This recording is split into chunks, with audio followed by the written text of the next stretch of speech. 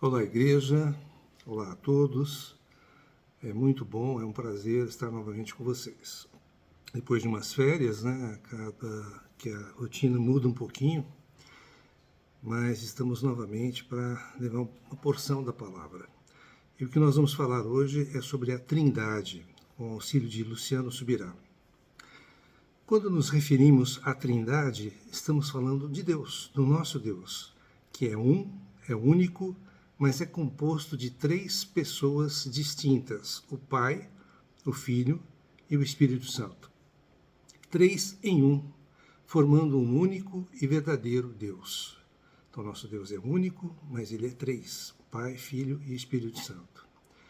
Mateus 28:19 diz: Portanto, vão e façam discípulos de todas as nações, batizando-os em nome do Pai, do Filho e do Espírito Santo. Na verdade, na Bíblia, nós não encontramos a palavra Trindade, né? Mas encontramos a realidade do significado dessa palavra. Isso está na doutrina bíblica. O conceito é bíblico. Trindade é apenas uma tentativa de definição. Pai, Filho e Espírito Santo. Um só Deus, mas três pessoas distintas. Isso é um mistério. Não é para ser explicado, mas é para ser crido. Nós vamos falar alguns tópicos. O primeiro deles é a apresentação. Cremos em um só Deus, mas que é triuno, Pai, Filho e Espírito Santo. Efésios 4, de 4 a 6, nos diz: há somente um corpo e um só Espírito. O Espírito já aparece aqui. Como também é uma só a esperança para a qual vocês foram chamados. Há um só Senhor, nós chamamos de Senhor a Jesus Cristo, uma só fé, um só batismo, um só Deus e Pai de todos. Aqui está o Pai, Deus, Pai de todos, o qual é sobre todos, age por meio de todos e está em todos. Então nós temos aqui a representação do Deus triuno. Então nesse texto, Paulo faz menção de um só Deus e Pai, que é o Deus Pai, também menciona um só Espírito, que é o Espírito Santo, e um só Senhor, referindo-se a Cristo. A Bíblia apresenta Deus em pessoas e também em ações. Mateus 3, 16 e 17 fala sobre o batismo de Jesus nas águas por João Batista. Diz lá: depois de batizado, Jesus logo saiu da água, e eis que os céus se abriram, e ele viu o Espírito de Deus descendo como pomba vindo sobre ele. E eis que uma voz dos céus dizia: este é o meu Filho amado, em quem me comprazo, em quem me agrado. Temos aqui o Pai, o Filho e o Espírito Santo. Uma distinção entre pessoas e ações. Em Atos 20 e 28, Paulo está reunido com os presbíteros em Mileto. E diz assim a passagem: cuidem de vocês mesmos e de todo o rebanho no qual o Espírito Santo os colocou como bispos, para pastorearem a igreja de Deus, a qual ele comprou com seu próprio sangue. Então o Espírito Santo os colocou como cuidadores, como bispos da igreja, e a igreja de Deus, né? E essa igreja foi comprada com o próprio sangue. De quem? De Jesus Cristo. Então temos o Espírito Santo, a igreja de Deus e o sacrifício, o sangue derramado por Jesus Cristo. Em 2 Coríntios 13, 13, temos a bênção apostólica. A graça do Senhor Jesus Cristo, o amor de Deus e a comunhão do Espírito Santo estejam com todos vocês. Então, Jesus Cristo é graça, graça dada a nós gratuitamente, mesmo imerecidamente.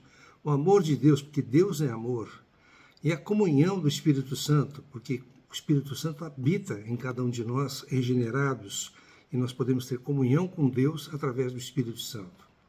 Então, novamente, um só Deus, mas três pessoas distintas. Sobre a redenção, Hebreus 9, 13 e 14 diz: portanto, se o sangue de bodes e de touros e as cinzas de uma novilha, aspergidos sobre os contaminados, os santificam quanto à purificação da carne, os purificam do pecado, muito mais o sangue de Cristo, que pelo Espírito Eterno a si mesmo ofereceu sem mácula a Deus, purificará a nossa consciência de obras mortas para servirmos ao Deus vivo. Então aqui temos uma comparação da antiga e da nova aliança, do Antigo Testamento e do Novo Testamento. Temos o sangue de Cristo que se ofereceu a Deus pelo Espírito Santo. A fé precisa chegar a nós, ao nosso ouvido, primeiro. Primeiro, o que ouvimos, do que a mente que busca entendimento. Então, a mente que busca o entendimento, ela não tem necessariamente prioridade para que nós entendamos muitos mistérios que estão na palavra. Nós precisamos, pela fé, ouvirmos e aí o Senhor vai nos revelando. A Trindade é para o nosso coração, não é para ser entendido e explicado, mas para ser crido. Por isso, a Trindade é um mistério. Sendo simplista, vamos dar um exemplo aqui. Podemos comparar Deus ao Sol.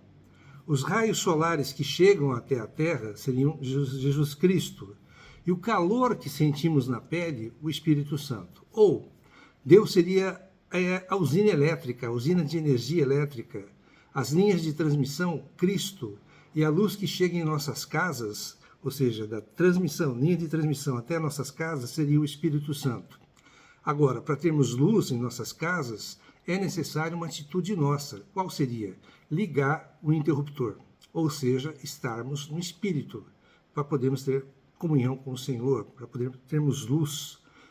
Outro tópico, a distinção e a unidade da Trindade.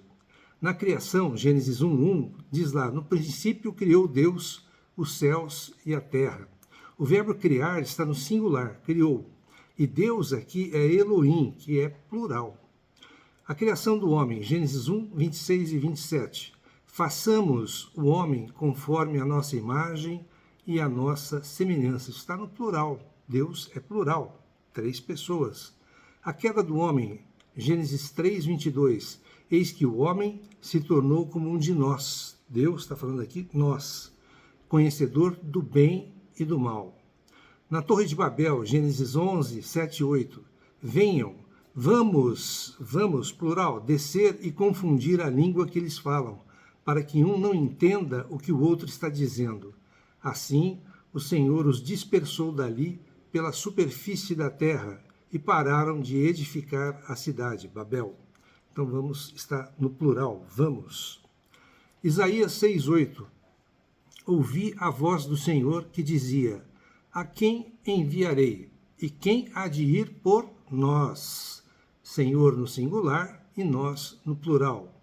Os textos destacam unidade e pluralidade. Unidade e pluralidade. No Novo Testamento, João 10:30, eu e o Pai somos um. Jesus Cristo e o Pai diz, somos um. João 8:17 e 18, também na lei de vocês está escrito que o testemunho de 2 pessoas é verdadeiro. Eu dou testemunho de mim mesmo, e o Pai que me enviou também dá testemunho de mim. Então Jesus diz, eu sou uma pessoa, o Pai é outra pessoa. Mais à frente, em João 10:30, ele diz, eu e o Pai somos um. João 14:26, mas o Consolador, o Espírito Santo, que o Pai enviará em meu nome, esse ensinará a vocês todas as coisas e fará com que se lembrem de tudo o que eu lhes disse. Então, o Espírito Santo enviado pelo Pai, mas Jesus diz, em meu nome, que o Pai enviará em meu nome, o nome de Jesus Cristo. Qualquer tentativa de tentar explicar a Trindade será sempre limitada. Agostinho dizia que não dizemos 3 pessoas para a Trindade porque queremos, mas porque não temos alternativas. Roger Olson, um outro estudioso, diz que a doutrina da Trindade define o que e 3 quem. O que e 3 quem. O que? Deus. 3 quem? Pai, Filho e Espírito Santo. Um outro tópico, a doutrina da Trindade. Roger Olson diz, é preciso fazer uma distinção entre a Trindade e a doutrina da Trindade. A Trindade é Deus Pai, Deus Filho e Deus Espírito Santo, eternamente existentes como um só Deus, agindo como um só Deus. A doutrina da Trindade é a forma humana de tentar explicar isso corretamente ou de uma maneira inteligível. Então, a doutrina tenta explicar, mas a Trindade não é explicável, né? É para ser crida, é para ser vista com fé. Então, a doutrina da Trindade tenta ser explicada. A Trindade já não pode ser explicada, é um mistério. A razão, a nossa razão, não pode explicar, não consegue explicar. 1 Coríntios 2,14 diz: ora, o homem natural, ou seja, a nossa psique, o nosso psicológico, não aceita as coisas do Espírito de Deus, porque lhes são loucura, e não pode entendê-las, porque elas se discernem espiritualmente. Então não é na razão que a gente vai entender essas coisas, mas espiritualmente. A Trindade não é claramente inteligível para nós, por isso a importância da fé para crermos na palavra.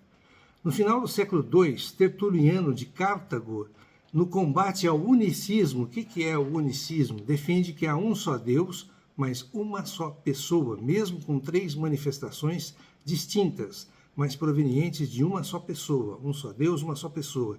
Isso é o unicismo. Tertuliano escreve um tratado onde diz: todos são um com relação à mesma forma, substância, poder e essência.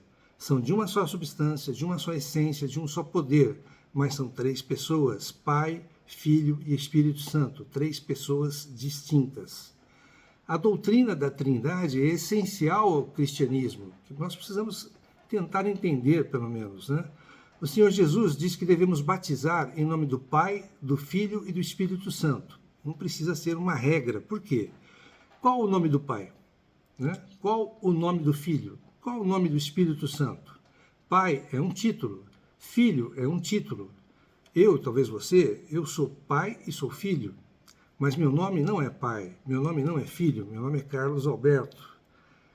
Como os apóstolos praticaram essa ordem de batismo em nome do Pai, do Filho e do Espírito Santo? Eles batizavam em nome de Jesus. Alguns exemplos. Atos 2,38, no dia de Pentecostes, batizavam em nome de Jesus Cristo. Atos 8,16, em Samaria, batizavam em nome de Jesus.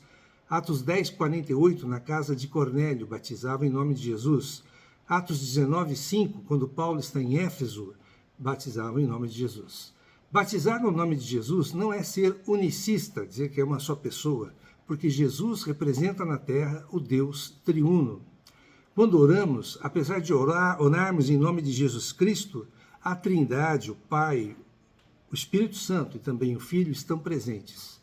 Atos 10,38 nos diz: como Deus ungiu a Jesus de Nazaré, com o Espírito Santo e com poder, o qual andou por toda parte, fazendo bem e curando a todos os oprimidos do diabo, porque Deus era com ele. Então, Jesus de Nazaré, curando as pessoas, ensinando com o Espírito Santo e com o poder do Espírito Santo, porque Deus era com ele. Então, Deus ungiu, ou seja, a unção vem do Espírito Santo. Deus, Jesus e a unção com poder pelo Espírito Santo. Hoje é a mesma coisa. Se usamos o nome de Jesus para agir em nome de Deus, para Deus, Deus unge com poder pelo Espírito Santo. Só assim podemos executar o que Deus quer de nós. Então, há aqui uma interação da Trindade. Jesus representa a Trindade na terra. Deuteronômio 29:29. As coisas ocultas pertencem a Deus, as reveladas a nós e a nossos filhos para sempre. Diz lá: as coisas encobertas pertencem ao Senhor nosso Deus. Ele vai nos revelar na hora certa. Porém, as reveladas nos pertencem, a nós e a nossos filhos, para sempre, para que cumpramos todas as palavras desta lei. Então, se você não entende alguma passagem da Bíblia ou não entende alguma coisa que o Senhor quer dizer para você, não se preocupe, você vai ter essa palavra, essa passagem revelada na hora certa, e é o Senhor, o Espírito Santo, que nos revela. Paulo, em Coríntios, diz que não temos hoje a plenitude do conhecimento, mas que poderemos ter um dia. Diz em 1 Coríntios 13, 9 e 10. Porque em parte conhecemos e em parte profetizamos. Quando, porém, vier o que é perfeito, o Senhor Jesus, então o que é em parte será aniquilado. 1 Coríntios 13, 12 diz: porque agora vemos como em espelho, obscuramente, então veremos face a face. Agora conheço em parte, então conhecerei como também sou conhecido. Então, naquele dia, Deus nos conhecerá plenamente, nossas dúvidas desaparecerão. Devemos carregar a fé na palavra, ler a palavra com fé. Com isto, teremos revelação da palavra. Atos 4,12 diz: não há salvação em nenhum outro, porque debaixo do céu não existe nenhum outro nome dado entre os homens, pelo qual importa que sejamos salvos. Debaixo do céu não existe nenhum outro nome dado entre os homens, pelo qual importa que sejamos salvos. Basta Jesus Cristo. A salvação vem pelo invocar o nome do Senhor Jesus. Em Romanos 10,13 temos que todo aquele que invocar, chamar o nome do Senhor, Jesus, será salvo. Deus fez o plano da salvação. Por Jesus somos salvos. Ele é a porta, mas quem aplica a salvação em nossas vidas é o Espírito Santo. Então, apesar de Jesus ser invocado, a Trindade, Deus, Pai, Espírito Santo e o Filho participam. Um único Deus, mais 3 pessoas, o Deus triuno. Aqui, nesse momento, cabe uma advertência a todos nós. Seja por desconhecimento da palavra, seja por um ritual, seja por ensino, de geração em geração, seja por dogma, que é uma doutrina religiosa geralmente não baseada na palavra, se acrescenta alguém à Trindade ou se tenta equiparar alguém ao Deus triuno, isso é uma heresia, ou seja, uma falsa doutrina sem respaldo na palavra. Não se esqueçam, nosso Deus é zeloso, eu diria ciumento. Ele é cuidadoso com os seus filhos e não se agrada nada disso. Alguém pode falar então, olha, mas eu tenho outro intercessor, aquela pessoa é apenas uma intercessora, um intercessor para mim, para minha família, diferente do nosso Deus. Então eu preciso dizer o que a palavra diz. 1 Timóteo 2,5 nos diz: porquanto há um só Deus e um só mediador ou intercessor entre Deus e os homens, Cristo Jesus, homem. Eu vou repetir. Porquanto há um só Deus e um só mediador ou intercessor entre Deus e os homens, Cristo Jesus, homem. Não é nem criança, não, homem. Então, Cristo Jesus, aqui representando o Deus triuno. Que o Deus Pai, o Deus Filho e o Deus Espírito Santo, o nosso Deus, o nosso único Deus, abençoe a todos nós. Espero que tenham gostado. Aqui embaixo está escrito inscrever-se. Se você ainda não se inscreveu no canal, se inscreva para poder ter acesso a todos os vídeos que já existem e receber um aviso, de antemão dos próximos que virão. Lembrando que a ICEL, a Igreja Cristã em Londrina, está estudando os evangelhos em harmonia, todos os 4 evangelhos em conjunto. Ele tem um canal no YouTube e tem um canal no Facebook. Eu peço ao Senhor que abra os nossos olhos, que possamos enxergar segundo a palavra e segundo a vontade de Deus, que possamos ser úteis para o Senhor, úteis nas mãos do nosso Deus triuno. Amém.